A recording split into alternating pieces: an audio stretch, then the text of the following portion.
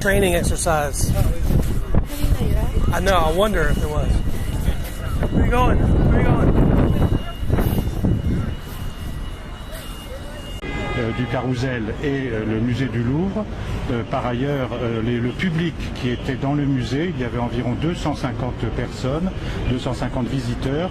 Ils ont été maintenus à distance, confinés dans des parties du Louvre qui étaient sécurisées, et nous allons dans quelques minutes les faire sortir par petits groupes, après évidemment une vérification de leur situation avant qu'ils ne quittent les lieux. Donc une affaire qui a été dans l'état actuel des choses maîtrisée sans conséquences pour les visiteurs. De l'assaillant, il est blessé.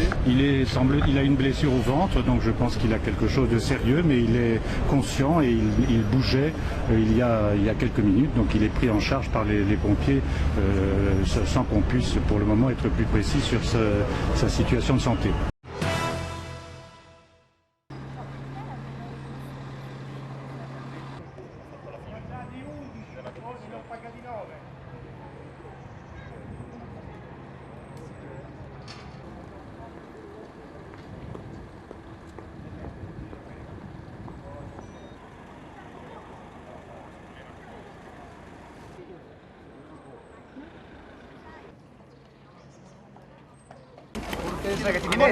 Ti mette o va avanti?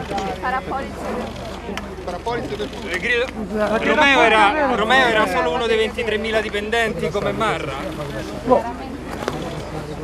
Ho già riferito quello che dovevo dire, non ero a conoscenza di questa polizza, mi hanno detto che è uno strumento, abbiamo cercato di capire, è uno strumento che può essere utilizzato per fare investimenti. Io non ero assolutamente a conoscenza, di più di questo non posso dire, ci sono indagini. È pronta ad essere sfiduciata dal Movimento 5 Stelle. Non spingete, non Sembra spingete. un'ipotesi.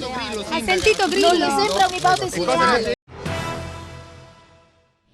Ma io sono convinto che ieri si sia aperta una pagina nuova nella vicenda dei flussi migratori, no? Sappiamo tutti che dalla Libia vengono oltre il 90% dei migranti che arrivano in Sicilia e in Italia, quindi il fatto che tra Italia e le autorità libiche ci sia un accordo che prevede una collaborazione per gestire e ridurre questi flussi migratori apre un capitolo nuovo. Naturalmente questo capitolo, a cui abbiamo lavorato per mesi e quindi siamo molto soddisfatti, possiamo dire anche all'Europa che noi la nostra parte l'abbiamo fatta e ora ci aspettiamo, e mi auguro che questo accada, che da parte dell'Unione Europea ci sia un sostegno, perché è una fase che noi possiamo in parte affrontare da soli, lo faremo con risorse italiane, con collaborazione delle nostre istituzioni a quelle